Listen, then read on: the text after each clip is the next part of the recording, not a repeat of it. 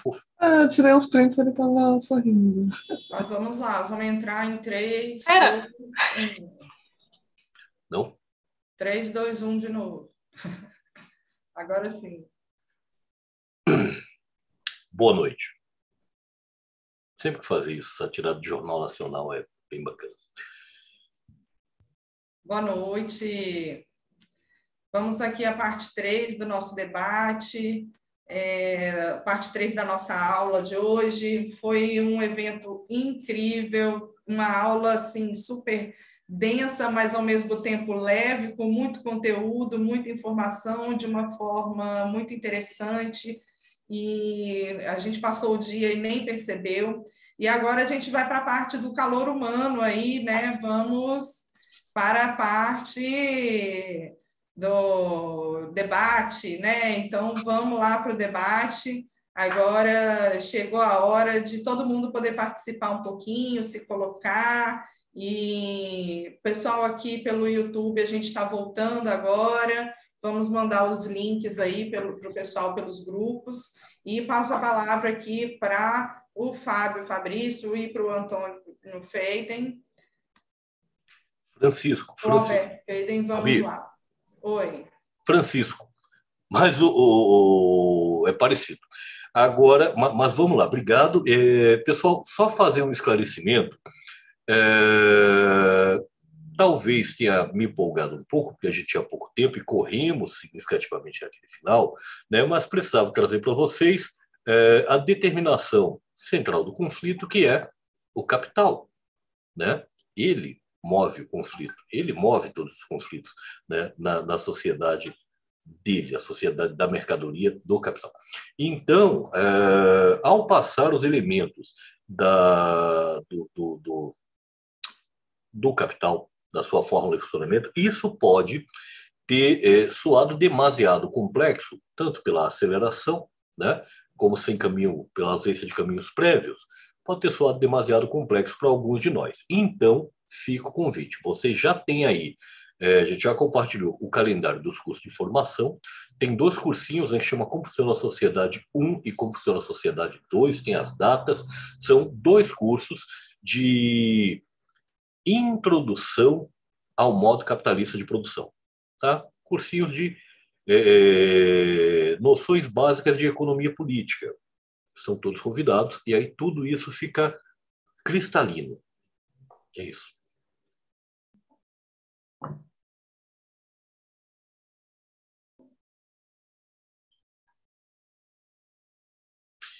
Inscrições abertas, Fabi? Inscrições abertas. Vamos lá. Eu estou mandando aqui o link também pelo WhatsApp para o pessoal que estava acompanhando pelo YouTube. Então, se agora alguém puder anotar as inscrições rapidamente, só enquanto eu mando aqui o link. Perfeito, pode deixar, faço aqui no chat. Vai ser a forma do Decifra-me, né? Do jeito que vocês sempre tocam aí, pode tocar, a casa é sua. Então vamos lá. São 3 inscritos por rodada, cada um tem 3 minutos para fazer a sua pergunta e os monitores vão ter 15 minutos para responder a rodada de 3, priorizando da forma como eles acharem mais conveniente de responder, porque a gente sabe que o tempo é curto e não dá para dar conta de tudo, infelizmente. Então, pode dizer. A gente tinha proposto, Jess, de fazer mesclado, né? Como tem o pessoal no WhatsApp, fazer uma rodada de pergunta presencial do Zoom e uma rodada de, né? Que pode ser até mais de 3 perguntas, penso eu, Faide, do YouTube, se tiver. Sim, a gente mescla, mas isso não não desfaz o formato. Ok. A primeira rodada já está montada. Vou pegar o cronômetro.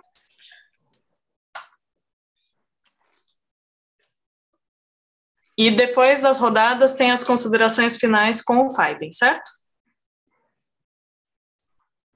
Então, Jorge, pode fazer a sua pergunta. 3 minutos.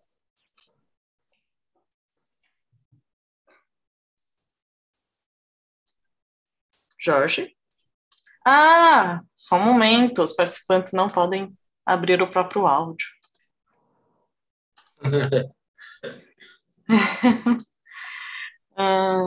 Agora sim, Jorge.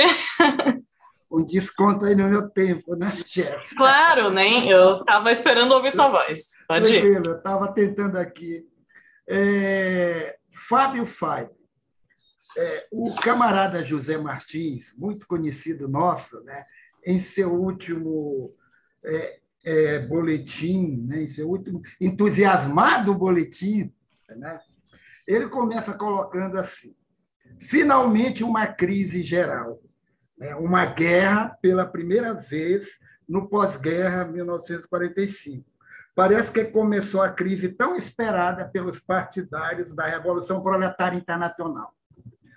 Para quem, como dizia o economista Karl Marx, uma verdadeira revolução só pode acontecer na esteira de uma grande crise geral, e uma é tão certa quanto a outra.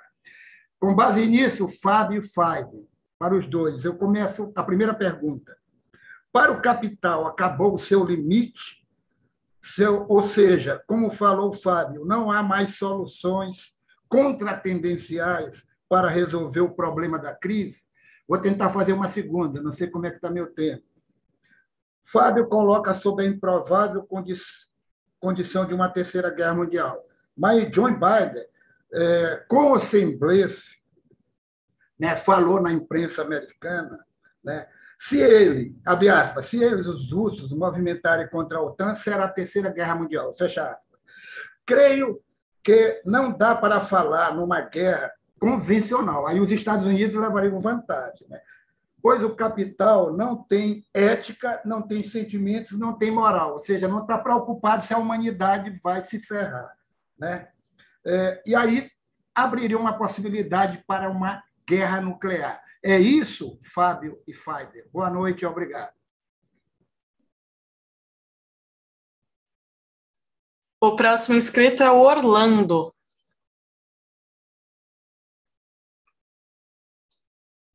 Orlando Maramaldo. Ele tá mudo. Você tinha que desmutar ele. E aqui? Não, tá livre já. Tá livre.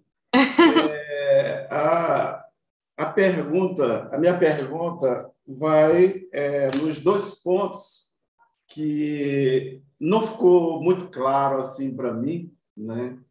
Na verdade, não é que tenha ficado claro, mas é que eu tenho interesse em aprofundar esta informação, né? Primeiro é a formação dos povos russos, não é? Aquele processo de conformação ali, eu fiquei na dúvida sobre na formação que depois formou-se toda a Rússia. Esse é um ponto que eu fiquei na dúvida, não consegui acompanhar muito bem. Eu queria, né, que os camaradas retomassem. Essa é uma pergunta. A outra pergunta é sobre o processo que levou a esse, vamos dizer assim, percebe-se o ódio, não é, que a Ucrânia desenvolveu com os comunistas, não é, soviéticos a partir do acordo de Brest-Litovsk, não é? Eu também gostaria de ter esse ponto aí melhor esclarecido, né? Na verdade, quando eu digo melhor esclarecido, é para melhor compreensão, né?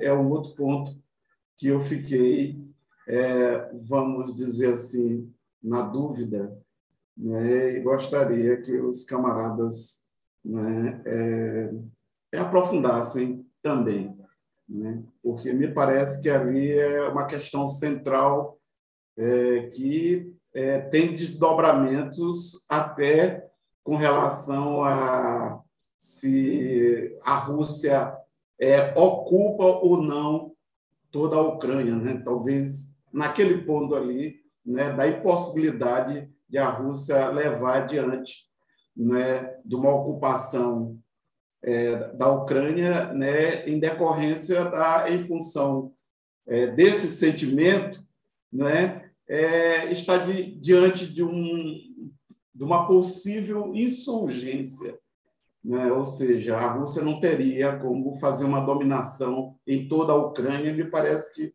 ali é que está a explicação, ou seja, esse sentimento, né, que surgiu, né, após o acordo de Brest-Litovsk. Ok. Concluí. Fernanda é a pessoa mais pontual que eu já vi. Não tem mais inscritos para essa rodada, nem no YouTube, nem aqui, mas cada um dos dois fez 2 perguntas, então eu acredito que os monitores já podem responder. Tudo bem?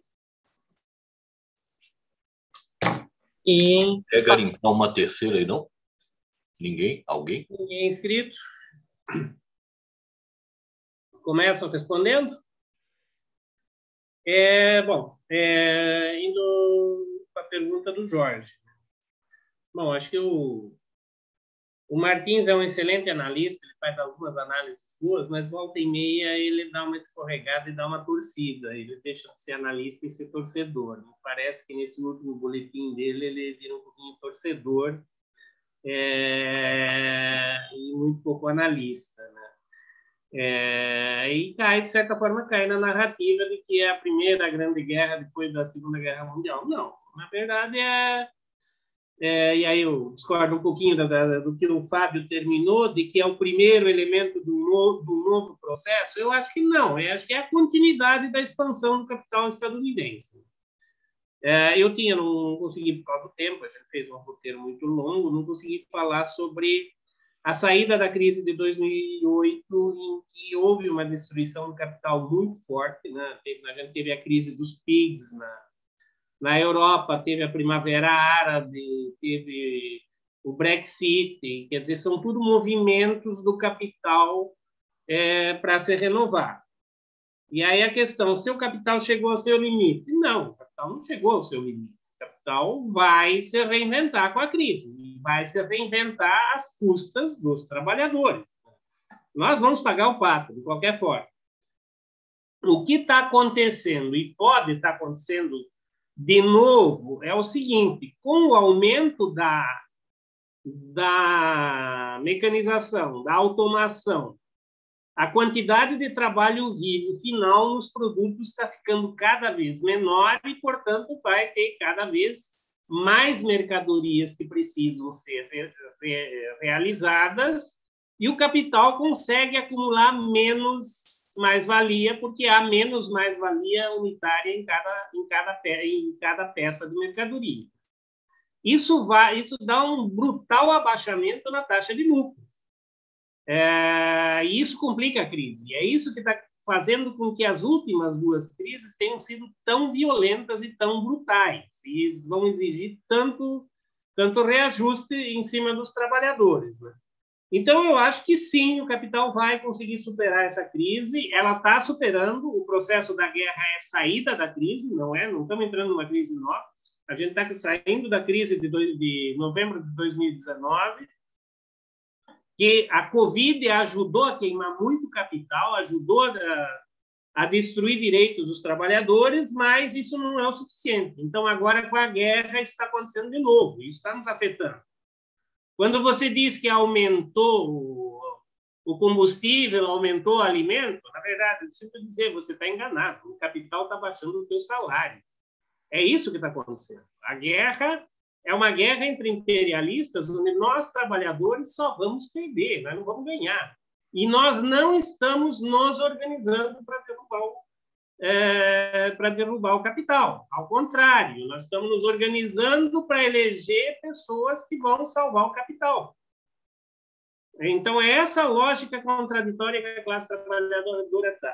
Um dos problemas que eu tenho com o Martins acredita que uma crise muito forte vai criar, por geração espontânea, a mobilização e a capacidade de luta dos trabalhadores. A avaliação que eu tenho visto na história é justamente o contrário. Quando você não tem representantes da classe trabalhadora trabalhando dentro da base, criando consciência na classe trabalhadora, não vai surgir por geração espontânea. Ao contrário, o que vai surgir é fascismo. O que o capital consegue com extrema miséria é fascismo, e é o que nós estamos vendo agora. Bom, a possibilidade de uma guerra nuclear. Eu acho que o Fábio colocou muito bem essa questão. Ó. Não é interesse do capital. O capital vai fazer o possível para evitar uma guerra nuclear. Mas nada impede, automaticamente, e uma série de fatores, algum maluco aí no meio apertar o botão errado. Então, não dá para descartar a guerra nuclear, mas ela não vai ser intencional. Ou pode ser uma resposta de algum dos lados extremamente acuado. Vamos lá para as perguntas do Orlando. Bom, a formação dos povos eslavos lá é um processo extremamente complexo. A gente arranhou, passou extremamente superficial. O que ocorreu na região foi uma movimentação muito grande de povos, de miscigenação, de separação em reinos, de alianças e tudo, que acabou criando vários povos diferentes vivendo em comunidades próximas, onde você tem uma aldeia a 1 quilômetro de distância uma da outra, com etnia completamente diferente e com um modo de vida completamente diferente. Quem conhece o oeste do Paraná consegue ver isso lá. Você tem uma colônia de italianos, você tem uma colônia de alemães, daí você tem uma colônia de nordestinos, e aí são comunidades que, durante o processo histórico, conseguiram conviver mais ou menos bem. Bom, a questão do ódio aos soviéticos, né? Na verdade, faz parte da narrativa anticomunista que foi implementada tanto pelos liberais ocidentais quanto pelos fascistas, de acusar os comunistas de todos os problemas que a Ucrânia teve. E esse é o discurso majoritário. E a gente viu na história que tem motivos reais e concretos em que essa relação entre Ucrânia e Rússia foi conflituosa e tem base material, mas ela foi apropriada pelos nazistas, como aqui a gente também vê nesse momento aqui na subida do Bolsonaro, ali tudo é culpa do PT. A desgraça que a Ucrânia passou, e talvez tenha sido o país que mais sofreu regressão econômica em toda a sua história, desde o fim da União Soviética, ela foi atribuída aos comunistas. É tudo culpa dos comunistas e culpa dos russos. Os oligarcas ucranianos, que fugiram todos da Ucrânia e tiraram seu dinheiro de lá antes do dia 16 de fevereiro, do primeiro anúncio do envio, enriqueceram e muito, e o povo se deu mal. Mas a culpa que eles conseguiram jogar na culpa nos russos. A questão da ocupação militar da Ucrânia. Eu não acho que o Putin tenha a intenção de ocupar toda a Ucrânia. Eu acho que, no máximo, ele vai ocupar aquela região lá que os russos chamam de Novo Rússia, para cercar a Ucrânia do mar. Ou, eventualmente, só a parte do Donbás mesmo e da Crimeia. Vai depender da correlação de forças da luta, porque uma guerra, você sabe como você começa, você não sabe como termina. Então, as coisas não estão dadas, não estão resolvidas ainda. Por enquanto, a iniciativa está, aparentemente, apesar de que na narrativa do Ocidente a Rússia já foi derrotada, mas aparentemente a Rússia está conseguindo seus objetivos. Então, ok, eu acho que eu paro por aí. Eu mostrei para você porque deu 7 minutos, tá? Sim, eu paro por aí e passo para o Fê. Fábio? Fábio. Maravilha. É, Bora lá. Primeiro, pessoal, agradecer a vocês muito, né, pelo convite, pela oportunidade, porque é muito bacana para a gente deixar isso gravado, né, Fábio?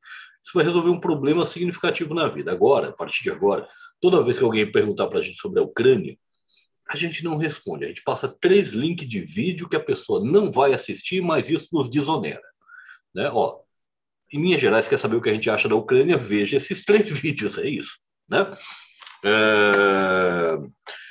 Bora lá. Como só tinha 2 perguntas, eu vou começar por responder uma pergunta não existente, então.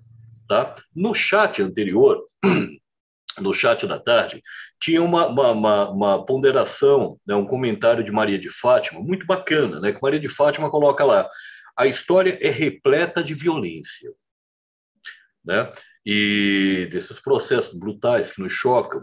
E queria dizer, primeiro, concordar com Maria de Fátima. Sim, Maria de Fátima, a história da sociedade de classes é repleta de violência, de brutalidade, tá? Tanto da brutalidade extraordinária de tempos de guerra, que nos salta aos olhos, né?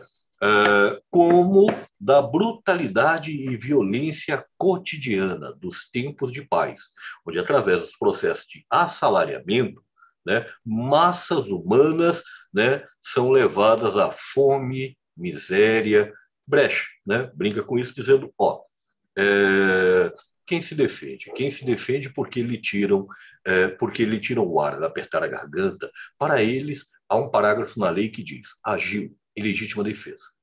Mas o mesmo parágrafo silencia quando você se defende porque lhe tira o pão. E, no entanto, morre de fome quem não come. E quem não come o suficiente morre lentamente. E durante todos os anos em que lentamente morre, não lhe é permitido se defender. Então, sim, é uma história marcada absolutamente pela brutalidade, pela violência, em tempos de guerra e em tempos de paz, né? Do contrário, a gente vai né, ficar achando que a guerra, que é só em tempos de conflitos, né, que a violência impera na sociedade. Contra nós, não. Ela é a característica central da sociedade.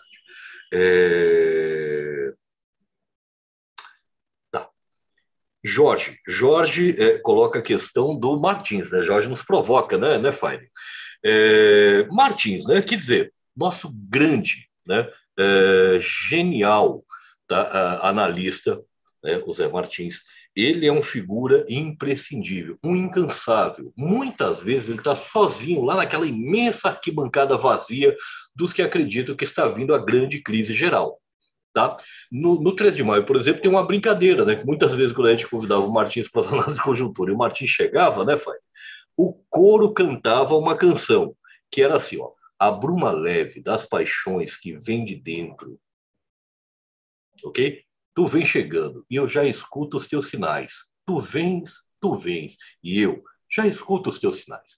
Porque Martins é um pregador incansável da grande crise geral devastadora que abrirá novamente as possibilidades revolucionárias. Oxalá permita. Então não é à toa que o Martins está empolgadaço, porque o cenário agora se arma, né, apresentando de fato a possibilidade, né, real disso.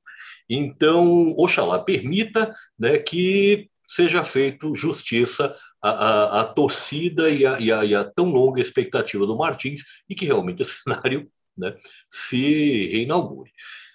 Mas vamos lá. Entusiasmado, lindo pra caralho aquela análise última do Crítica da Economia Política, com muitos dados e elementos, como sempre, que nos ajudam a compreender. Claro, né, não podia ser diferente, embriagado de uma torcida, como diz o Fine, né, que chega a ser poética.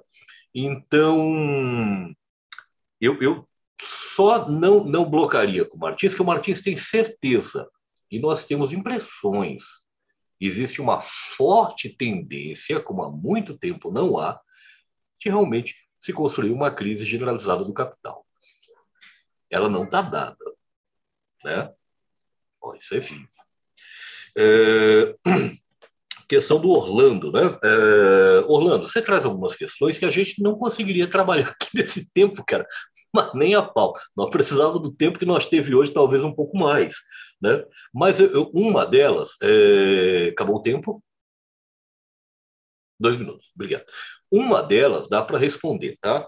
Que é a questão, Fábio já abordou, que é a questão da Rússia. Dominar a Ucrânia, veja bem, não é, obviamente, isso só cabe no delírio da narrativa ocidental, o projeto russo. Nem poderia ser, Orlando, porque ainda que tivesse capacidade bélica de dominar toda a Ucrânia, vai fazer o que com aquilo? Como é que você administra, né, aquele nacionalismo e antirrussismo? Você estabelece campos de concentração e trabalhos forçados? Esse plano. Entende? Qual o custo, né, para se manter, para se dominar e para se manter essa dominação?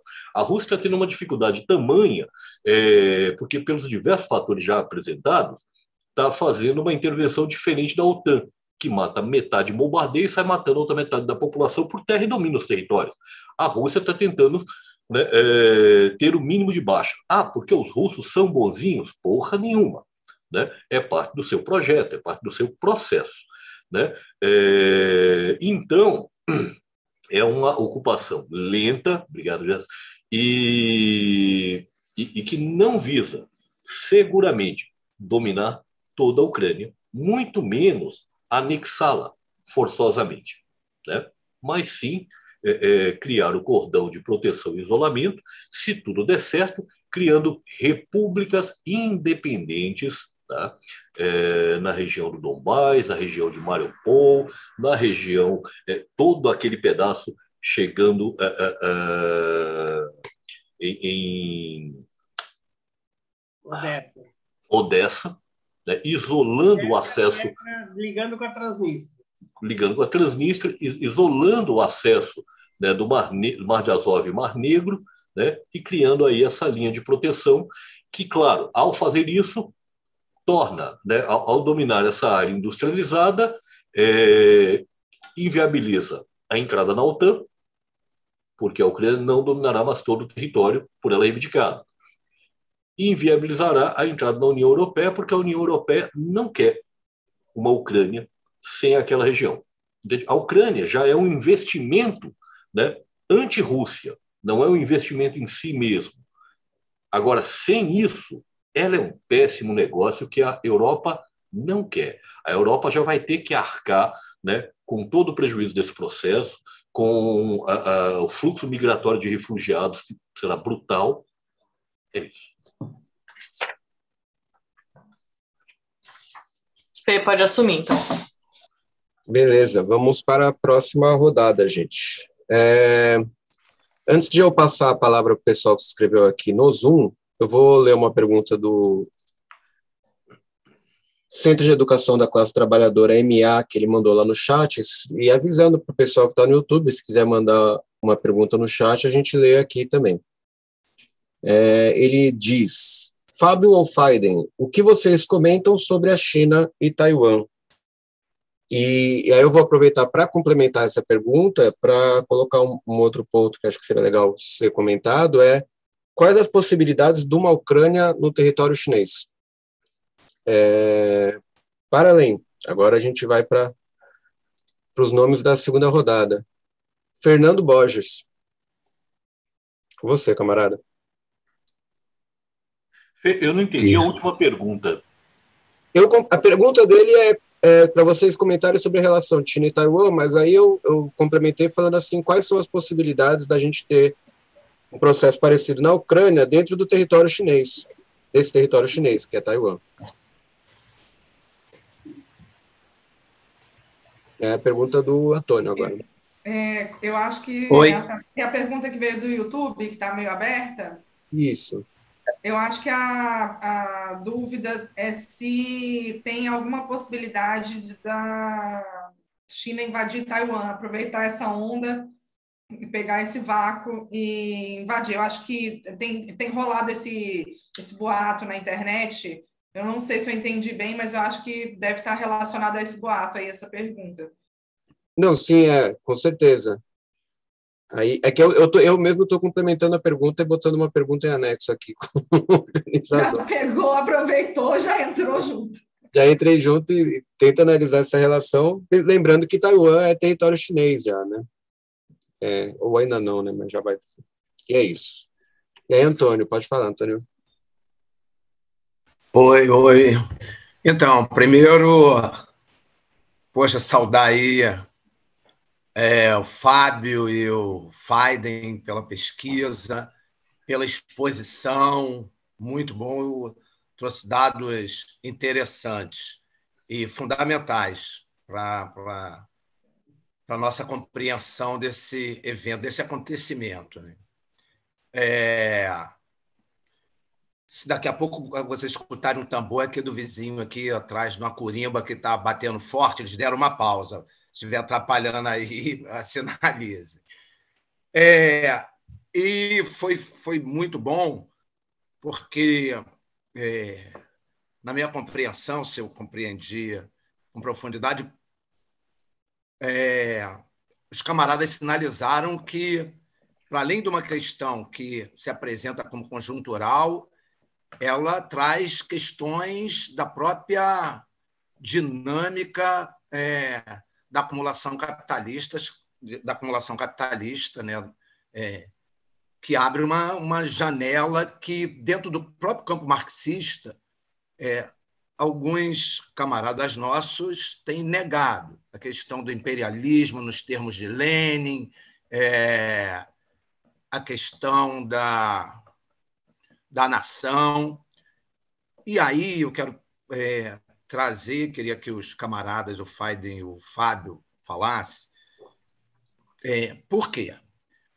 Não é uma guerra imperialista, mas é uma guerra do imperialismo contra uma burguesia nacional russa, que acontece numa outra nação, na Ucrânia, que foi toda historicizada aí. Trazendo isso para a organização da nossa classe, a organização dos trabalhadores, eu queria que vocês dissertassem, aprofundassem a questão nacional, porque o imperialismo, né, as guerras acontecem num território, que é num território nacional.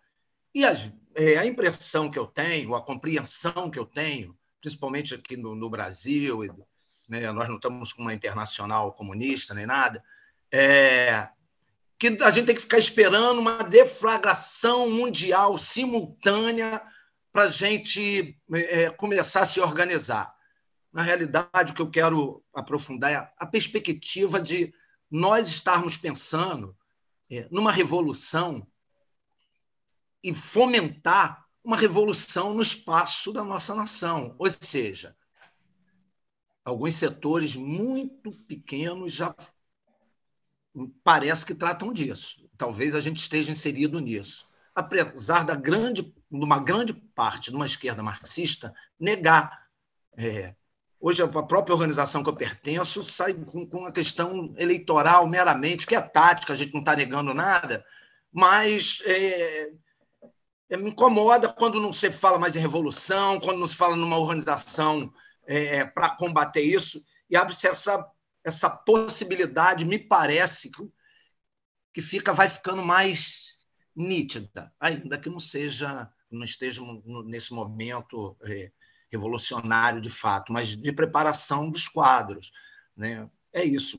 Não sei se eu me fiz entender, mas é isso aí, Faiden e Fábio. Beleza. Segunda pergunta, camarada Crisio. Olá, camaradas, parabéns aí mais uma vez, Fábio Francisco, né? E Faiden. Pelo belíssimo trabalho de pesquisa e apresentação relâmpago de todo um questão. Né? Então, eu me inscrevi a propósito da questão levantada pelo Jorge em relação ao Martins, né? E para tentar colocar no devido lugar a contribuição que o Martins traz para nós. Eu acho que o Fábio já deu um crédito devido, né? Embora, né, ao dizer que ele é um pregador, eu acho que é uma crítica que não cabe ao marxismo. E permita o camarada Fábio, né? Ele não é um pregador, ele trabalha com dados. Agora, a análise dos dados, e profundamente, ele é uma figura, como bem tu disseste, Fábio, imprescindível para nós do ponto de vista da busca do empírico, né? É uma fonte que nós não temos outra, que trabalha cotidianamente e acompanha os dados empíricos da economia mundial, principalmente na economia americana, que é quem domina, né? É claro, né? E aí, a análise que ele faz a partir destes dados, né, que inclusive o leva nesse período agora a trabalhar com a possibilidade mais concreta, ele trabalha sempre com cenários, e ele vinha trabalhando geralmente com 3 cenários e colocando da crise geral como o menos provável, e o mais provável era a crise estacionária de Ricardo, né? Agora ele mudou. A crise geral já chegou. Bom, no momento, ele apenas concluiu. Ele está trabalhando com os dados que ele vem trabalhando desde 2018, desde 2017, que ele já colocava, olha, existe uma expansão, uma superprodução de capital jamais vista. Em 2016, 2017, ele demonstrou, este ciclo agora já chegou no pico do ciclo de 2008 anterior e já está passando quase dobrando. Então, tem uma montanha de capital para queimar. Então, a perspectiva de crise geral, ou seja, que crise é isso, é o momento em que o capital perde a sua capacidade de se valorizar e, para retomar, ele tem que queimar o excesso, o excedente, como bem vocês demonstraram, né? Então, teria aí, nesse momento, para a nossa análise atualmente, e tal, o próprio Martins, nas últimas análises dele, ele não trouxe esses dados de forma atualizada, né? Ele já pressupôs eles, né? Para fazer a afirmação. Então, aí, neste sentido, a gente não poderia, nesse momento, né, afirmar ele mesmo. Teria esse problema para afirmar agora, porque ele não está...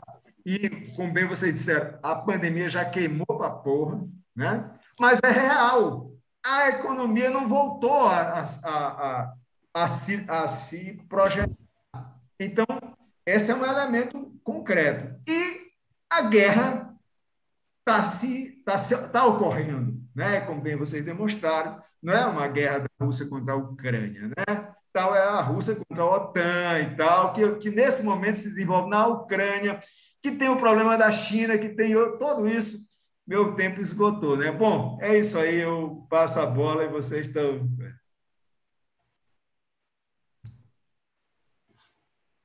Agora, Alberto Faiden e Fábio Francisco. Começa com o Fábio dessa vez, vamos ir trocando. Pode ser, Faiden. Então, bora lá. Primeiro, vou começar pela crise, vou inverter a ordem, e vou começar me retratando em relação ao pregador, Zé Martins. Né? Veja bem, a figura de pregador, né, não se refere aos delírios metafísicos, não. Se tem uma coisa que o Zé está longe disso, né, de delírios metafísicos. É um materialista brutal. Então, não. Faz mais referência à figura do pregar no deserto, como todos nós o fazemos, né, em grande parte da vida. Tem tempos, né, que você está dizendo o que tem que ser dito, mas não há ouvidos para você. Então, nesse sentido, o Zé, durante muito tempo, né, pregou no deserto. Talvez agora surjam alguns seguidores para ouvir o Zé dizer, porra, mano, tu estava certo esse tempo todo. Entende? Nesse sentido. A questão que eu coloco, Fernando, né, eu acho que o mais importante... Fernando, você coloca uma questão que é a questão do elemento nacional. A questão do elemento nacional, eu lhe peço desculpas, mas, cara, não vou nem começar a brincar disso, entende? Porque não dá, né? Vou ficar que nem uma crise. O tempo acaba e você fica, meu Deus, tinha tanto a dizer. sabe? Eu faço uma recomendação com relação à questão nacional. Se você não tiver a fim de sentar o rabo, ralar, estudar, para valer, não é a mesma coisa, tá? Mas tem um videozinho do Decifra-me, o último de dezembro passado, chama-se O Ovo da Serpente, ele tem 2 horas. Mas na primeira meia hora, né, a questão do nacionalismo é bem tratada comum, né, no sentido de com atenção, né, nós maltratamos esse elemento desprezível, característico da sociedade moderna, né, que já estava antes, mas que assumiu outra conotação na sociedade capitalista. Então fujo dela. A outra questão, aí, cara, você coloca que as organizações, nossas organizações, infelizmente, né, isso não é um caso teu, nossas organizações revolucionárias, durante muito tempo, isso é característica, né, tem a ver também com esse ovo da serpente aí, tá, esse videozinho. Isso é característica do nosso último projeto, né, o que nós fizemos nos últimos 40 verões passados. Né? Nós assumimos o projeto da social-democracia versão brasileira Herbert Richard, fomos dirigidos pela Segunda Internacional, num partido que não é nem filiado à Segunda, entende? Agora, fomos dirigidos pela concepção social-democrática, numa versão rebaixada, né, com dublagem, né? E mesmo sendo militantes revolucionários e organizações revolucionárias, ao sermos dirigidos por essa estratégia, não tínhamos como construir organizações revolucionárias. O vídeo Decifra do Emílio Genari. Emílio mostrando para nós, né, a questão do senso comum, a questão do sindicalismo representativo. Aliás, é o vídeo anterior, né, o senso comum não. O anterior, primeiro Decifrando com o Emílio, que ele vai tratar a questão sindical, tá? Então, o sindicalismo representativo, descolado da base, né, que não representa, né, os trabalhadores e não pode, absolutamente não pode, o nosso sindicalismo combativo absolutamente não pode conduzir os trabalhadores para uma revolução, porque a sua própria característica, né, inviabiliza isso. Não é culpa dos nossos sindicalistas. Não. Está para além das vontades pessoais. Você pode ser um militante revolucionário e estar no sindicato. A estrutura sindical não permite construir, né, revolução. A nossa estrutura sindical atrelada, gente, mesmo a combativa, mesmo a combativa. E pelo contrário, nos descola, né, do local de trabalho e nos tornamos representação descolada na base, etc, etc, etc. Nossas organizações, nesse último projeto, elas, durante muito tempo, falavam muito de revolução, só não tinham como fazer. Veja bem, não era de má vontade, Fernando. Entende? Estavam tão ocupados com o sindicalismo combativo, com a questão eleitoral, com o mundo de tarefa cotidiana, como diz o Milo, o que é que a gente faz segunda-feira, estava tão ocupado com fazer segunda-feira que não tinha nenhuma condição, por estar, né, no projeto social democrático popular, de construir, né, na prática, formas organizacionais revolucionárias e militantes revolucionários. Nós não construímos isso nos últimos 40 verões passados, embora falássemos muito de nosso anseio, desejo e vontade da revolução.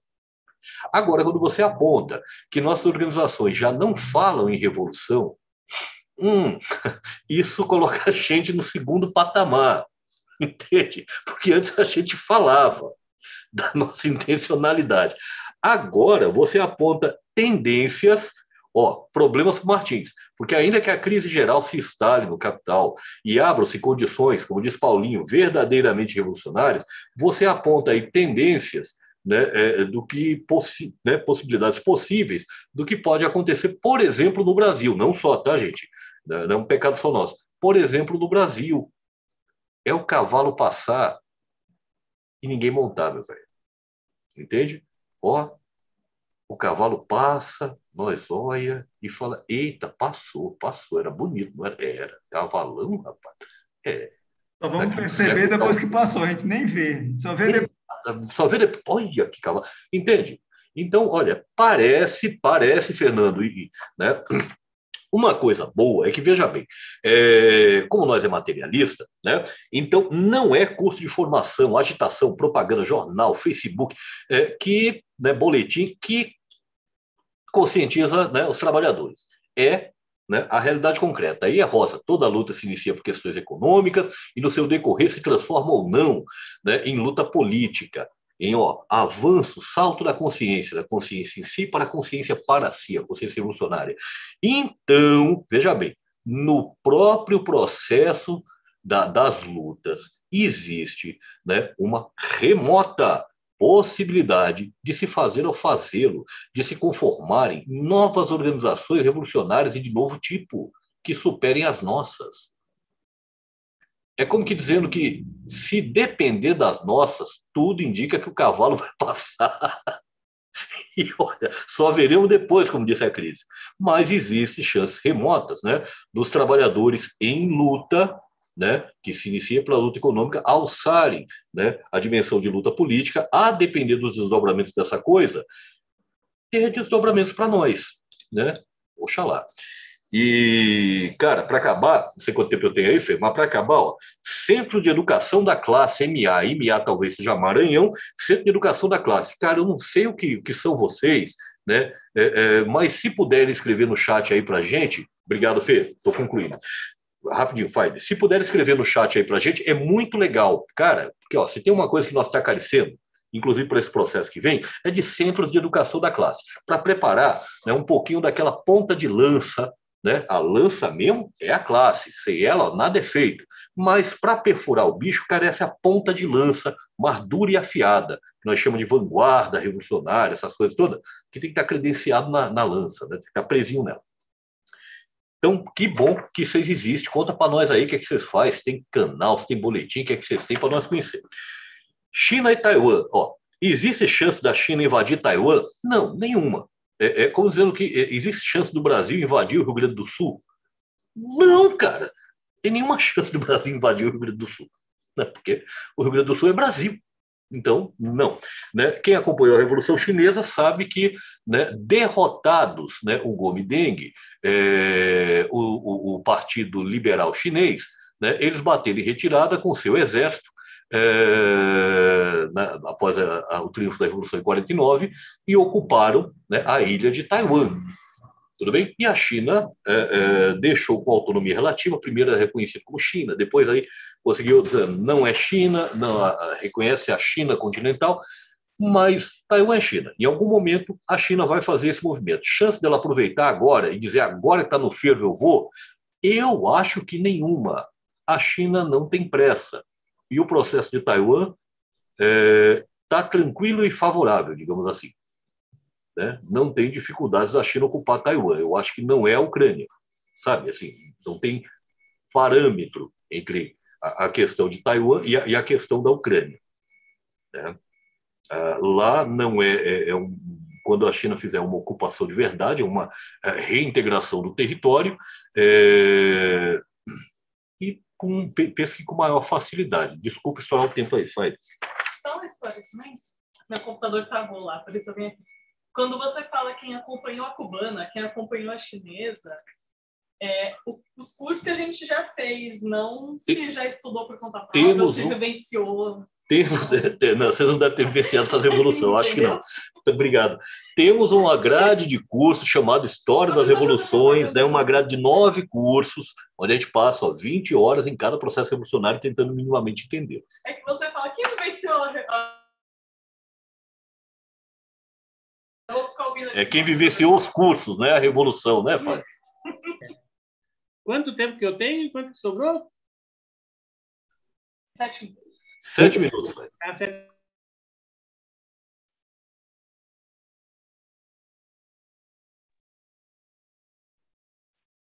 Começando com a pergunta do Centro de Formação, lá no Maranhão, sobre China e Taiwan.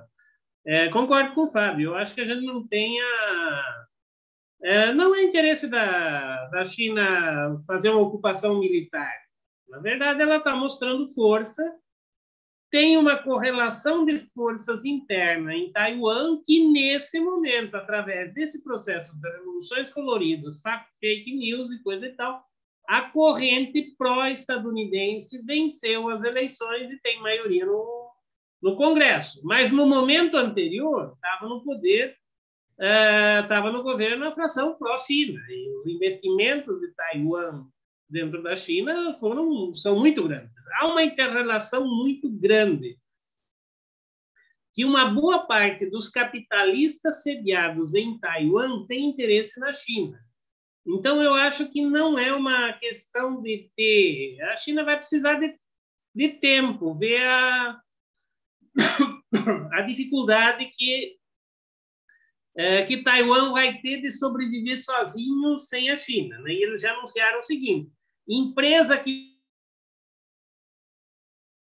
financiar os partidos pró-estadunidenses não tem negócio na China.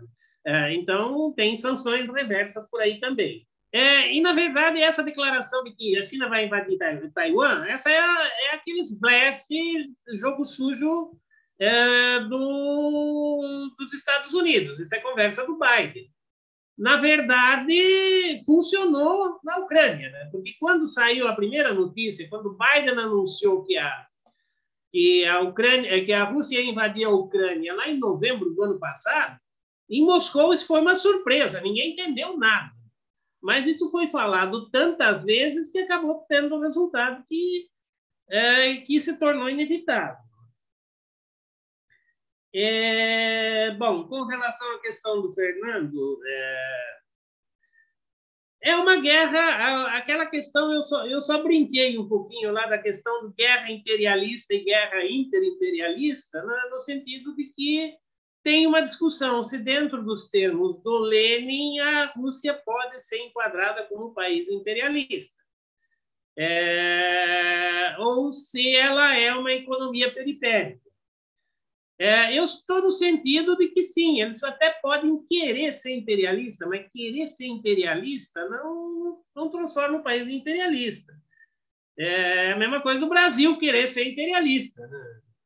E nós temos uma economia muito parecida com a da Rússia. Aliás, a nossa já foi na época dos BRICS, que os BRICS funcionavam, a nossa economia era maior do que a economia da Rússia. A da Rússia caiu para caramba de lá para cá, só que nós caímos mais. A questão do nacionalismo, a gente tem o Decifra lá para dizer, mas eu acho que o nacionalismo ele foi reapropriado pelo capital a partir do século, a partir da Revolução da Revolução Industrial, no sentido de que é uma forma que as burguesias usam para subordinar os trabalhadores sob sua influência para defenderem os interesses da sua burguesia. Então, a lógica da questão nacional é essa, e essa foi muito forte aí nas independências dos diferentes países. Mas precisa de uma discussão muito maior. Perspectiva revolucionária. E aí a questão, já vou entrar Bom, perspectiva revolucionária. No momento, para fazer a revolução só vai acontecer se alguém quiser fazer a revolução. A gente em 1968, os estudantes derrubaram o governo na França, entregaram para o Partido Comunista. O Partido Comunista não sabia o que fazer, resolveu convocar eleições que a burguesia ganhou por larga maioria. Então, para fazer a revolução, precisa ter alguém que queira fazer a revolução. E me parece que isso não está dado. Isso precisa ser construído. E eu vou dar um exemplo. De repente, o Mandacaru depois vai me criticar em cima, mas eu vou dar um exemplo. Também estou fazendo uma simplificação extremamente grosseira, né? Mas em 1968, com o AI-5, o que restou da esquerda brasileira tomou tanto a esquerda cristã quanto a esquerda comunista. Tomou duas atitudes. Uma delas foi para a luta armada, foi o pessoal e aí foram os cristãos também, através da ALN, né? E foram destroçados. Uma outra parcela, da FOLOP principalmente, e dos cristãos de base da teologia da libertação, resolveram se esconder nas fábricas, resolveram se esconder no campo e fazer o trabalho de base de organização dos trabalhadores nas suas lutas cotidianas, para brigar, organizar os trabalhadores para brigar pelas coisas imediatas que eles iam resolver, que precisavam, a falta do bebedouro, a falta das condições de vida, etc. e tal, as coisas pequeninhas, né, que são necessárias. levaram 10 anos para se organizar e foi o embrião do movimento de 78, 79. O movimento de 78, 79 não surgiu do nada. Teve um trabalho de 10 anos de organização de base, muito bem feita pelas comunidades eclesiais de base, pelos núcleos marxistas, dentro das fábricas e também no campo. Então, é isso que nós precisamos fazer. Não adianta a gente... O nosso problema é imediatismo. Não adianta a gente querer um salvador da pátria que em que a gente vai votar e vai nos resolver o problema. Se em 2016 a gente tivesse começado a fazer esse movimento de voltar para fazer o trabalho de base, de organização da classe trabalhadora nos seus locais de trabalho, nos seus locais de moradia, porque muitas vezes, nesse período, o trabalho só pôde ser feito nos locais de moradia, porque no local de trabalho a repressão era tão violenta que não dava para fazer, a gente poderia estar com um núcleo de algumas coisas mais organizadas agora, mas a gente se preocupa só com o imediato. E aí, com relação ao Acrísio, né, da questão do Martins, olha, eu tenho um tremendo respeito do Martins. O Martins faz análises muito boas, mas eu continuo com os meus 2 pontos que eu tenho as divergências com ele. E ele tem momentos em que, apesar de ele ter os dados, de estar muito bem sendo fundamentado empiricamente, ele parte mais para a torcida do que para a análise. E, para mim, esse último boletim tem um forte componente dessa torcida. E a outra questão é a crença dele de que a ação popular vai se dar por geração espontânea e não por trabalho árduo e duro de militância de base. Então, essas são as divergências que eu tenho ele. Eu acho que sou o cara que mais utiliza os dados do Martins nos cursos que eu dou por aí. Tudo bem, as minhas atualizações de elementos são baseadas no Martins, eu trabalho com eles, e eu já falei isso para ele várias vezes na crítica. Eu faço essa crítica diretamente para ele. Tem momento que você está fazendo torcida e não análise. Acho que era isso. Vamos para a próxima rodada.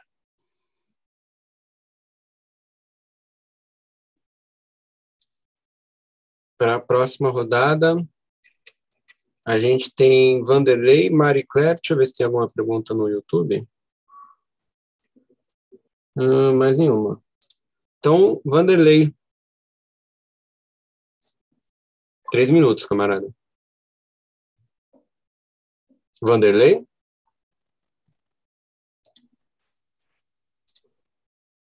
Aí, agora sim. Oi? Beleza? Então tá. Eu quero ver se eu consegui entender bem o final ali da exposição. Me pareceu, pelo menos assim, que o plano de fundo da guerra na Ucrânia, na verdade, é a guerra do capital. E aí, eu fiquei ali numa situação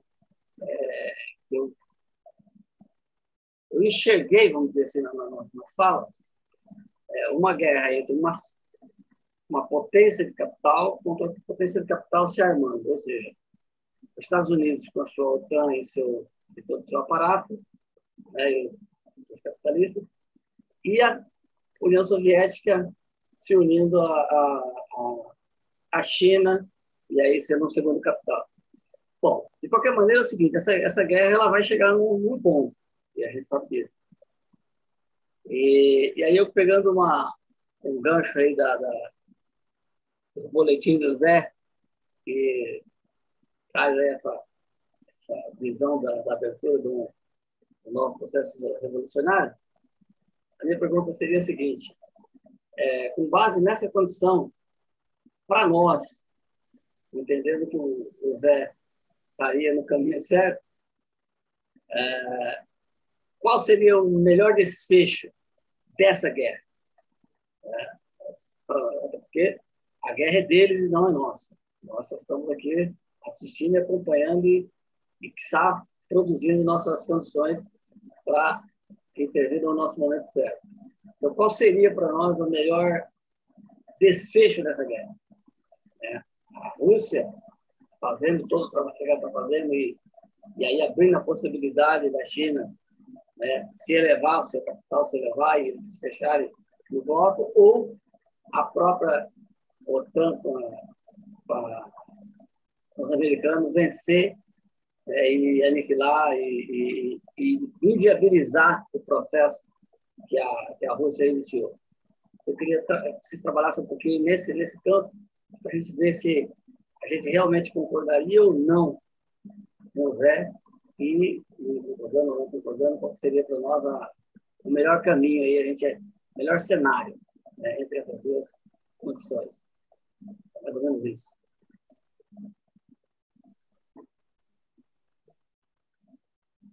Beleza? Beleza.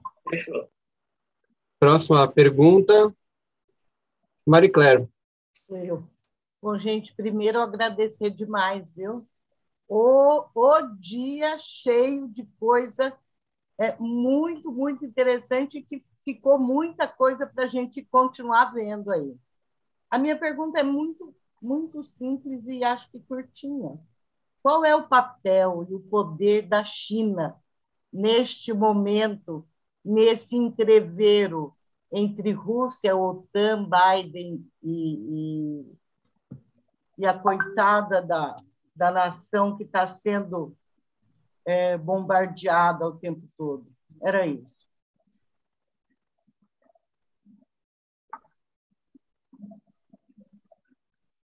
Como a gente não tem o terceiro inscrito e não tem uma outra pergunta também no chat do YouTube, eu vou passar a palavra para vocês. E aí vocês podem, eu não sei se vocês acham melhor já emendar com as considerações finais ou depois volta. Olha, se for assim, então, Faide, eu preciso inverter a ordem, fazer primeiro, que aí você já emenda com as considerações. Pode ser. Pode ser. Tá bom. Essas duas questões ficou menos difícil. As questões são de um tamanho, cara, que você fala, rapaz, quantos dias eu tenho? Quantas horas? Nada é simples, né, nesse cenário, nesse campo. Então, Vanderlei, né? Cara, porque bora lá, né, cara? Quando você vê, né, briga entre inimigos, né? Você tem lado, é o lado da treta, né? Puta, Bolsonaro está brigando com... Você fala, cara, todo lado da treta. Assim, né? Bora lá. Mas, veja bem, nós temos a posição que é uma posição que absolutamente é coerente, tá? De alguns camaradas que vão dizer, olha, o proletariado não está nesse conflito. Tudo bem? O proletariado está enquanto soldados assalariados, enquanto trabalhadores, né, assalariados sendo vitimados pelo processo, etc, etc, etc. Então, não tem para nós nesse conflito, né? Nem OTAN, nem Rússia. Mas aí, vejam bem, de cara, né, essa narrativa, ela tende, não em todos os casos, mas em alguns casos ela cai numa tímida defesa da OTAN, sabe? Então, e não podemos esquecer, né, que o conjunto das intervenções militares na América Latina, né, a totalidade dos conflitos, das intervenções militares na África e pelo mundo afora, né, se deve ao Big Stick, né, ao Destino Manifesto, à hegemonia estadunidense. Então, os Estados Unidos, né, exerceu a hegemonia econômica e militar, o monopólio da violência contra toda a humanidade no último período. E pretende seguir assim. Não quer que nada mude. Como está, há de ficar, não é? Então, veja, mesmo quando a gente não tem, né, o movimento operário organizado, não tem uma luta revolucionária não estamos em um dos polos, tá? Não significa que nossos interesses, em alguma medida, não estão representados, eles não estão representados diretamente. Se os Estados Unidos, né, a vitória dos Estados Unidos significa a manutenção da ordem do capital. Entende? Ao passo que a derrota dos Estados Unidos significa crise. Entenda, a derrota dos Estados Unidos não significa vitória nossa. Não. Né? Ela significa crise na ordem do capital. Entende? A perda da hegemonia estadunidense coloca o mundo em movimento, em crise. E aí, dá para brincar de Chico Buarque de Holanda. Não tenho medo da mudança. O que eu temo é que nada mude. Se a gente olhar ao redor e dizer, cara, mano, estamos na fase do capital plenamente desenvolvido e isso é brutal. O mundo virou um gigantesco divã. A humanidade está adoecida e já estava muito antes da pandemia. Tudo bem? Nós estamos, né, a humanidade está arrebentada.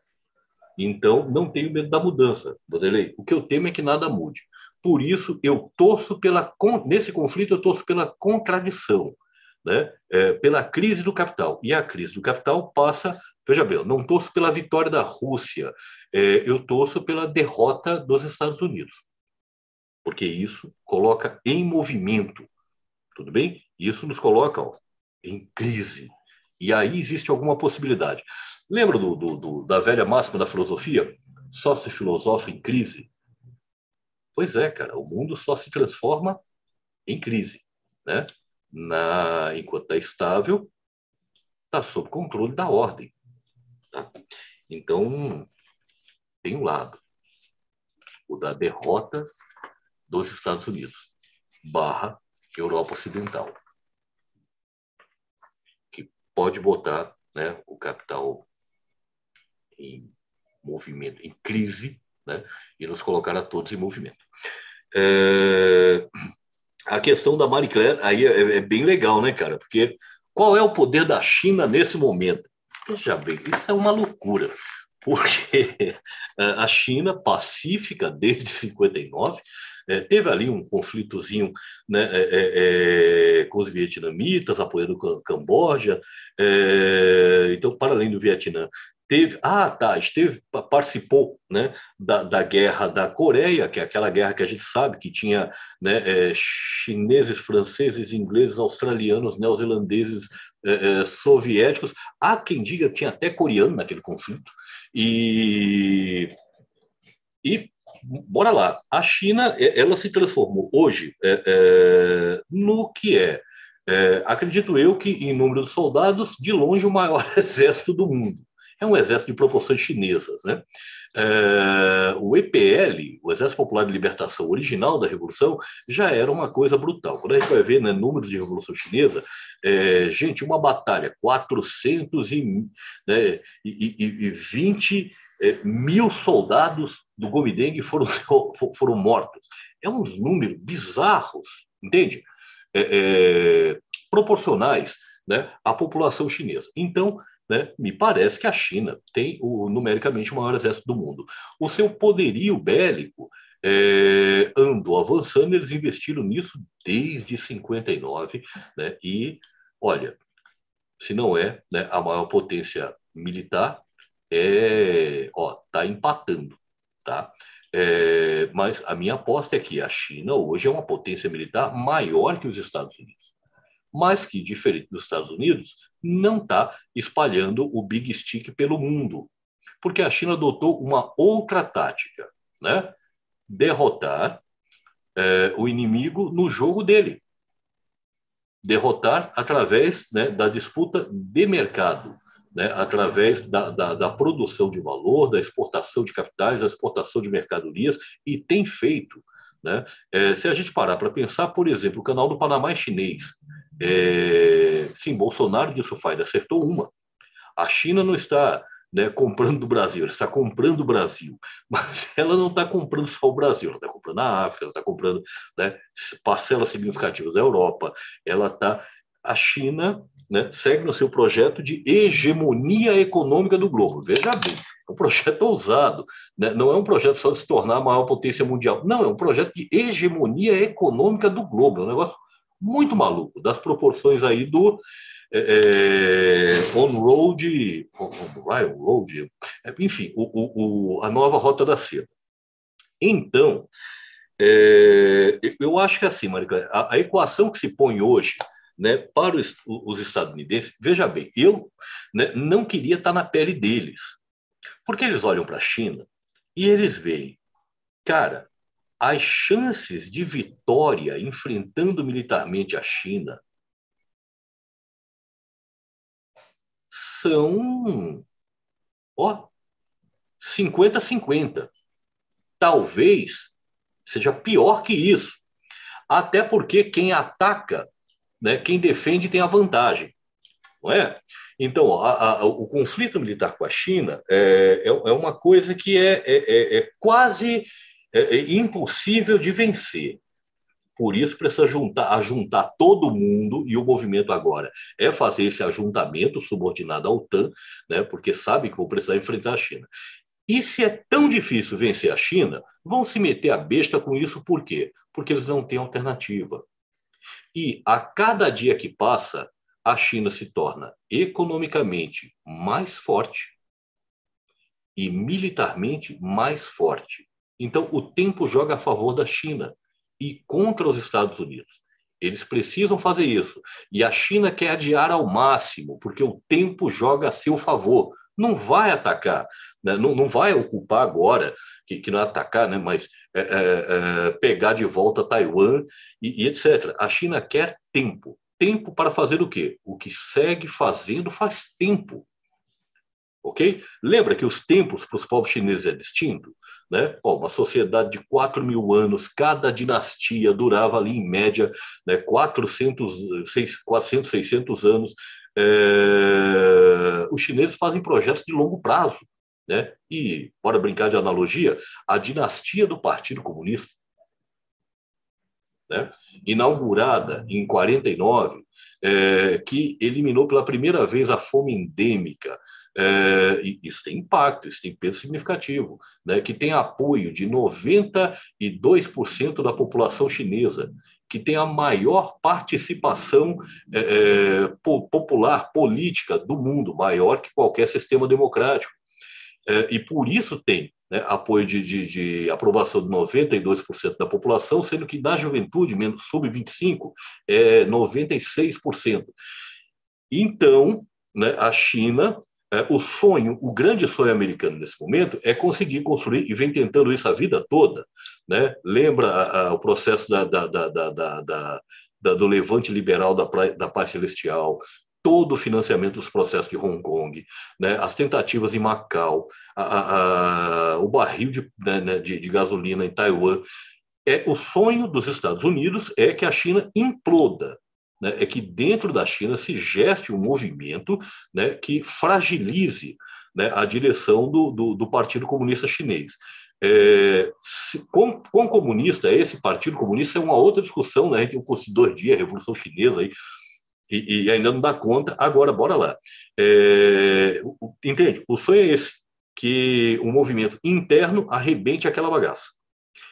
Aparentemente, os caras são muito competentes, claro, jogam muito o tempo inteiro, porque sabem que, se não incorporarem aquela força de trabalho, né, que em 74 era 14 milhões de novos trabalhadores que entravam no mercado de trabalho todos os anos, né, agora são seguramente 20, 25 milhões, se eles não incorporam isso, não geram novos postos de trabalho, etc., etc., não ampliam significativamente as políticas sociais e a qualidade de vida de todo o povo o tempo inteiro, aquilo colapsa, entra em guerra civil e implode. Então, eles trabalham para isso. Porque a grande chance dos Estados Unidos vencer essa batalha é a implosão da China. Agora, como o Partido Comunista opera muito bem, né, tanto o controle macroeconômico quanto as políticas internas, sociais, etc., parece que isso não vai rolar tão cedo. Entende? Então, olha a sinuca de bico dos Estados Unidos. Ó, se eu for para a guerra, eu tenho grande chance de ser derrotado, né? E só posso ir se for com todos os aliados juntos. Né? E para isso eles precisam estar absolutamente subordinados a mim, porque é uma missão suicida, eles não querem ir. Eu tenho que ir, porque eu controlo esta porra. Por isso a fragilização da Europa. Então, ir para uma guerra onde as chances de sucesso são poucas, mas sabendo que, se não for, será derrotado sem lutar.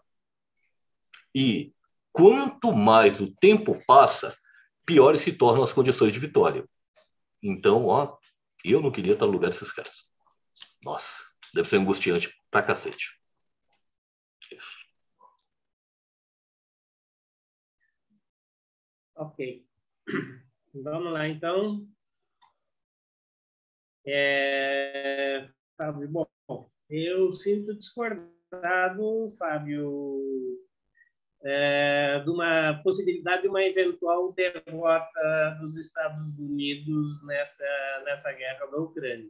Eu acho que, independente do resultado... E alguma coisa nós temos que rachar, né, Fábio? Fala sério. Independente do que vai dar lá, como eu falei antes, guerra você sabe como começa, mas não sabe como termina. Independente disso, os Estados Unidos já são o grande vitorioso, já ganharam essa guerra. E o grande derrotado é a Europa.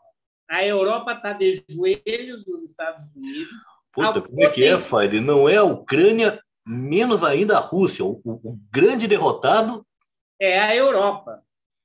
É a Europa, porque simplesmente se subordinou a Europa aos Estados Unidos, se cortou as possibilidades de relação entre Europa e Rússia para conseguir recursos minerais baratos, campo de investimento de capital, porque a Rússia, como a Rússia não tem, é um anão econômico, seria um campo de investimento da sobra do capital europeu para valorizar o valor. Acabe como acabar, os Estados Unidos já venceram. Oi? Do ponto de vista da principal estratégia, acabe como acabar o conflito, os Estados Unidos já venceram. Já venceram, nesse ponto já venceram. É que eles não têm uma só estratégia aí, né? Mas a principal, eles já venceram. Já venceram. E do ponto de vista de que criaram dificuldades para a construção da Rota da Seda, da ligação da Rota da Seda na Europa, né? E não podemos esquecer, em 2017, a Rota da Seda começou a funcionar partindo de um trem de Londres direto para Pequim. Levou 3 semanas para cruzar a Eurásia para chegar lá. Isso criou um potencial mercado fantástico que agora os Estados Unidos cortaram no meio. Então, nesse sentido, os Estados Unidos já venceram. Mas eu acho que, mesmo se fossem derrotados, eu acho que não é a guerra na Ucrânia que vai parar os Estados Unidos. Os Estados Unidos já sofreu uma série de derrotas e tem uma capacidade de se reestruturar novamente, explorando os seus aliados ou subordinados, né, colocando em situação terrível, mas se reconstruindo. Isso já aconteceu com Reagan, que praticamente é o 5º fundador dos Estados Unidos, né, porque estava numa crise tremenda. Isso já aconteceu nos anos 60, quer dizer, em vários momentos os Estados Unidos sofreram derrotas e deram a volta por cima. E eles vão dar agora também, mesmo que sejam derrotados. Mas não é o que está aparecendo. Está aparecendo que eles estão com uma vitória enorme. E vão continuar. Eu acho que os episódios vão continuar. A gente já tem uma série de episódios que aconteceram nesse período. Por exemplo, as primaveras árabes, onde se queimou capital do norte da África, se destruiu países por completo, economias pujantes, viraram nada, como a Líbia, que tinha o melhor IDH da África, que tinha toda uma estrutura industrial sendo colocada, que hoje é um campo de batalha de facções rivais. A Síria foi destruída, o Líbano foi destruído, o Sudão, que estava iniciando um processo de industrialização, foi destruído em guerra civil e assim por diante. Na América Latina, o avanço dos Estados Unidos para a destruição das economias, basta a gente dar uma olhada no Brasil. O Brasil teve o azar, a maldição de achar petróleo. Talvez tenha sido, a gente lembrando do livro do Eduardo Galeano, ter riqueza é maldição, nós somos amaldiçoados.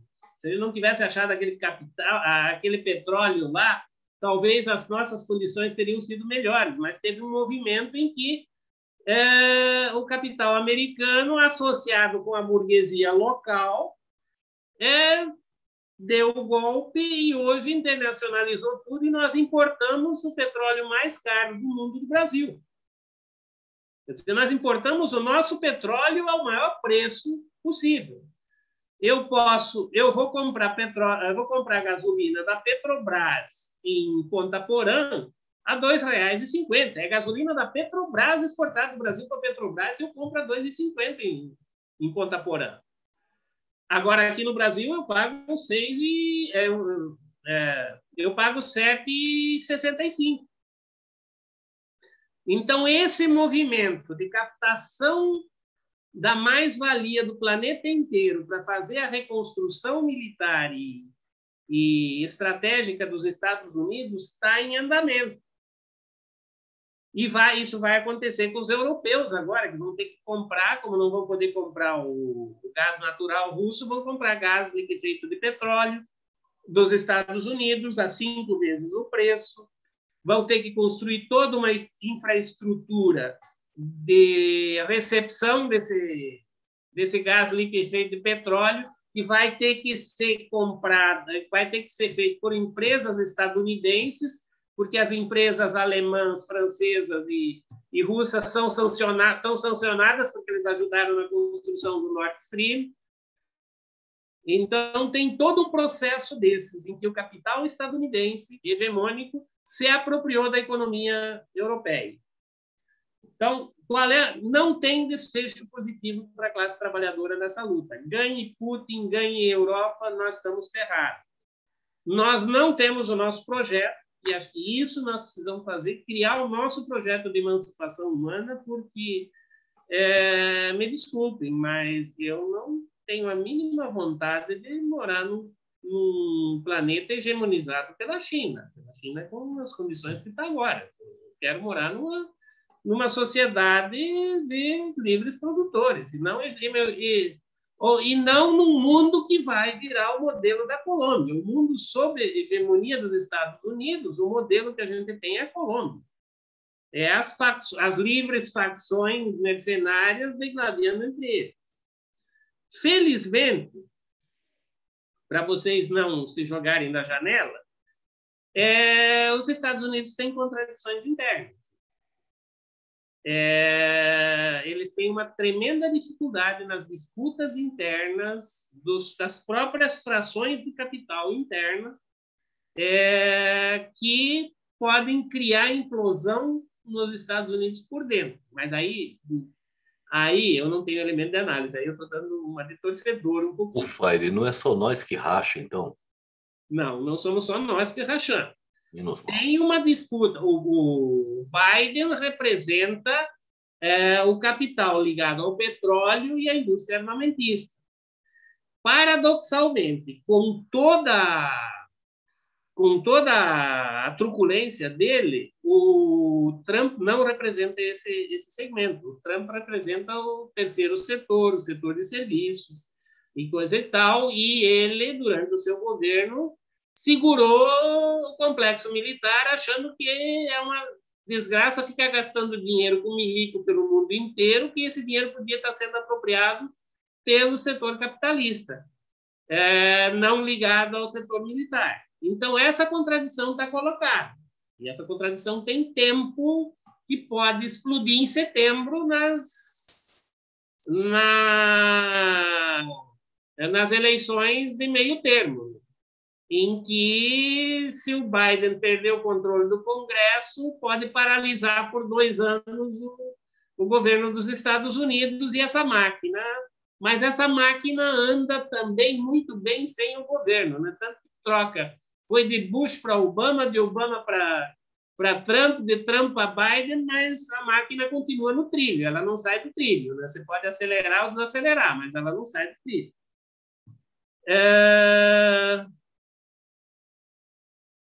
O Jorge está levantando aí que o Mésaros, lá na tese do André, acha que é a explosão do sistema se dá nos Estados Unidos, no coração do sistema. Não, mas não é isso que eu estou dizendo. Não estou dizendo que vai explodir e vai dar revolução socialista nos Estados Unidos. Não estou dizendo isso. Eu estou dizendo que nos Estados Unidos vão ter contradições e talvez tenham dificuldade em continuar seguindo com o plano deles. Qual é o nosso papel? O nosso papel como trabalhadores é não ficar torcendo para nenhum lado desses aqui. O nosso papel é construir a nossa revolução e começar a construir as condições subjetivas para que a gente faça a revolução no Brasil e torcer para que os outros trabalhadores do resto do mundo façam o seu dever de casa no seu local. Eu acho que era isso. Não respondia da Marie Claire, né? O papel do poder da China? Bom, só vou responder rapidinho. Olha, se a China não estivesse apoiando o Putin, não teria havido a invasão. Ele não se arriscaria se ele não tivesse causado pela China. Então, isso é fundamental colocar aqui. Agora, a China também viu que se largasse a Rússia sendo cercada e sendo desmontada, o próximo a ser cercado seria eles, com base na Mongólia, no Cazaquistão, na Rússia, na Sibéria, etc, etc. Acho que era isso.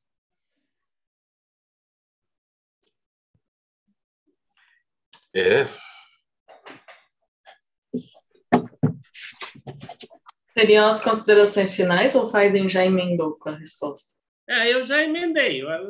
Eu coloquei a minha consideração é que nós precisamos fazer o nosso dever.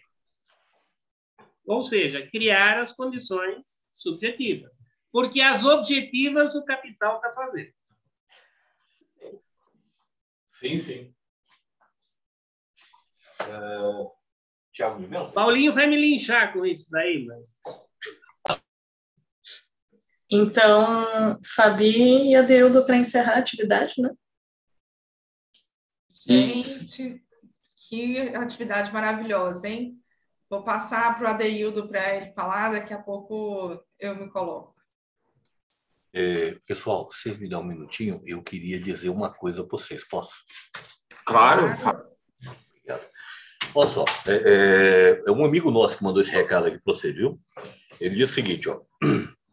Para os que virão, como sei pouco e sou pouco, faço o pouco que me cabe, me dando por inteiro, sabendo que não vou ver o homem que eu quero ser. Já sofri suficiente para não enganar a ninguém, principalmente aos que sofrem na própria vida a garra da opressão e nem sabem. Não tenho o sol escondido em meu bolso de palavras. Sou simplesmente um sujeito para quem a primeira e desolada pessoa do singular foi deixando devagar, sofridamente de ser, para transformar-se muito mais sofridamente na primeira e profunda pessoa do plural, o salto do eu, para o nós, mano. Não importa que doa, é tempo de avançar de mão dada com quem vai no mesmo rumo, mesmo que longe ainda esteja de aprender a conjugar o verbo amar. É tempo, sobretudo, de deixar de ser apenas a solitária vanguarda de nós mesmos. Se trata de ir ao encontro, dura no peito, arde a límpida verdade de nossos erros. Cometemos 1 ou 2 nos últimos 40 anos. Né? Por hábito, por falta de saber como fazer outra coisa, alguns a gente ainda repete. Precisamos começar a pensar isso, né? Se trata de abrir o rumo. Os que virão serão a classe, e saber serão lutando. Tiago de Mello. Obrigado, pessoal. Legal, Fábio, obrigado aí, né? Bom, me coube aqui, neste momento, fazer o encerramento, né? Agradecer aí a todas e todos.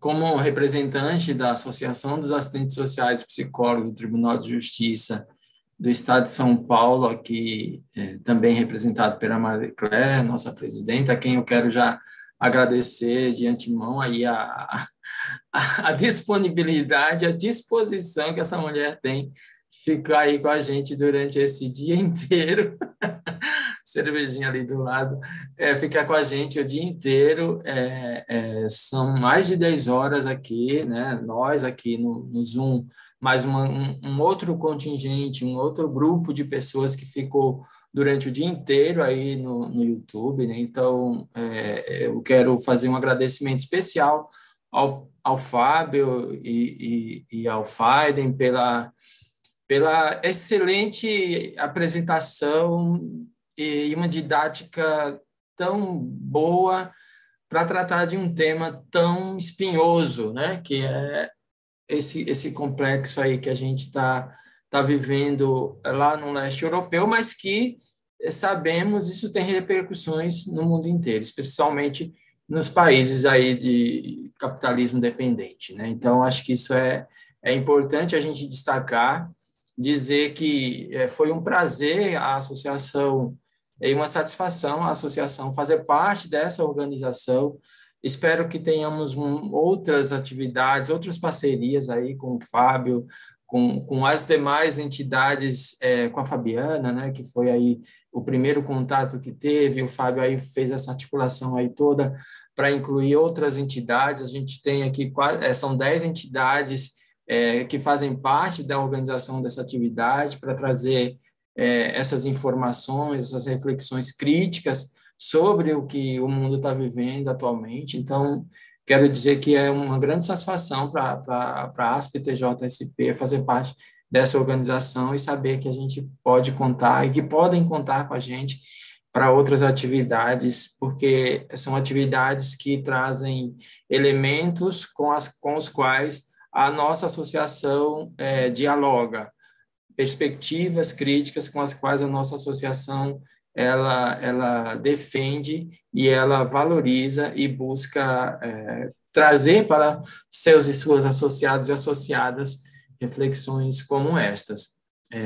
Sabemos que não é unânime os posicionamentos dentro da associação, mas isso também faz parte do processo, e que bom que é assim, para que o diálogo possa acontecer, os embates, né, políticos e ideológicos possam acontecer, para que a gente chegue em consensos e em reflexões que realmente tragam e que possibilitem uma sociedade emancipada.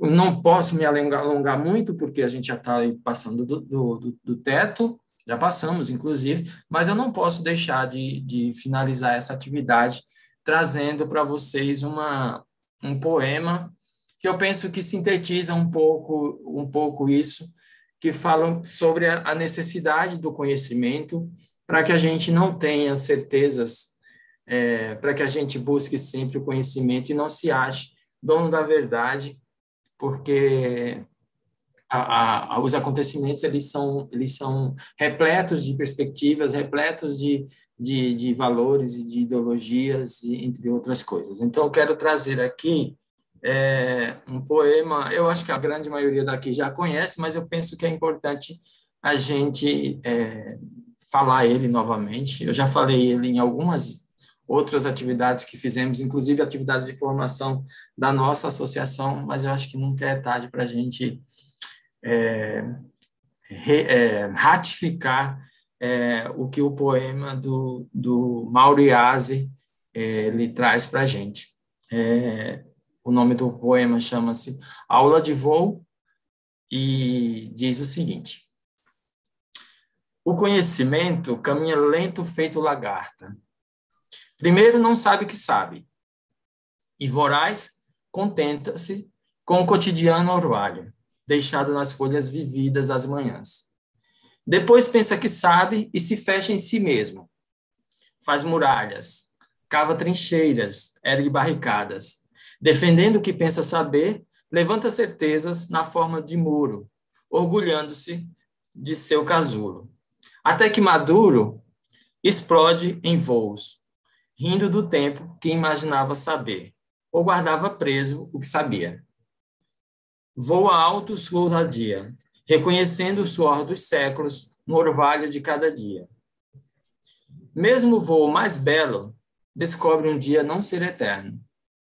É tempo de acasalar. Voltar à terra com seus voos. Com seus ovos, à espera de novas e prosaicas lagartas. O conhecimento é assim. Ri de si mesmo e de suas certezas. É meta da forma. Metamorfose. Movimento. Fluir do tempo que tanto cria como arrasa. A nos mostrar que para o voo é preciso tanto o casulo como a asa. Do nosso camarada Mauriase. Uma reflexão aí para a gente encerrar aí essa atividade, que a Fabiana aí vai fazer aí os comentários finais aí para que a gente possa descansar um pouco desse dia tão produtivo e que trouxe questões absolutamente complexas, mas que Fábio e Alberto Faiden puderam destrinchar e traduzir para a gente numa linguagem mais acessível e com uma didática muito bacana. Obrigado, Fábio. Obrigado, Faiden. Com você, Fabiana. Oi, gente.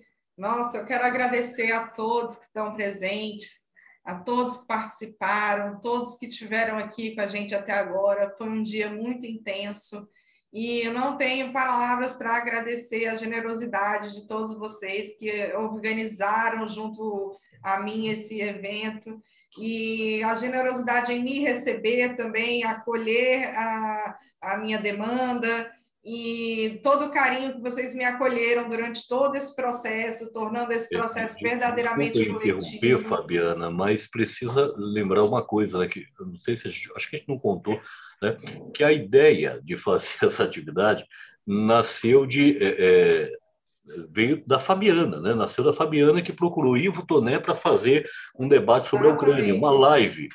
Ivo disse para ela, olha, eu na verdade não sei porque o Ivo acabou de fazer uma puta live essa semana, posições muito bacanas, né? Mas Ivo disse para ela, ó, tem uns cabras aí que pode fazer. E ela nos convidou, né? E a partir daí que fomos juntando as entidades para fazer junto. Muito bacana, Fabiana. Verdade, Fábio. Valeu a pena interromper, Fabiana. É bom esse registro. A gente que agradece, Fabiana. Partiu do você.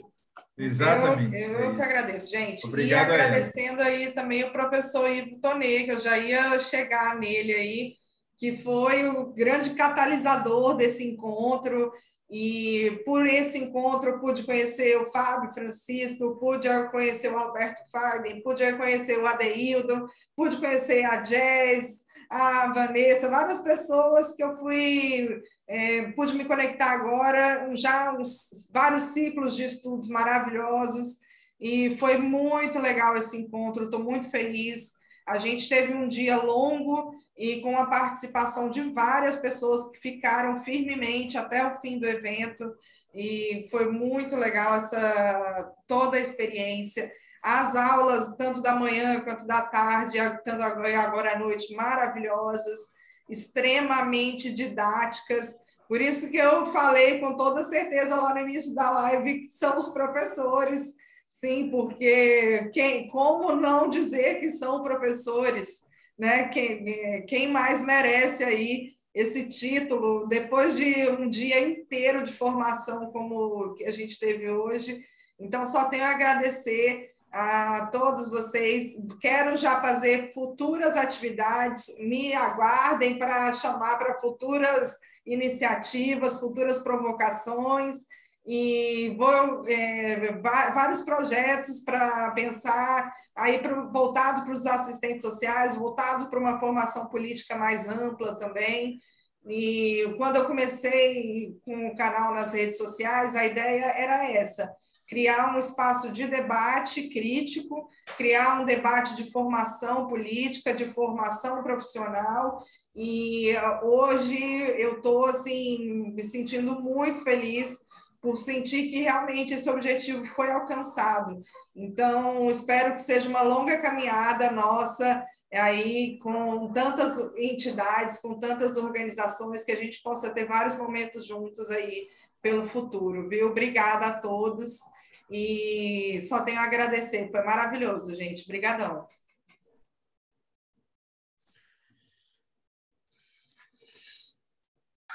Um brinde. E parabenizar os sobreviventes, né? Que jornada, rapaz. Demais, muito bom.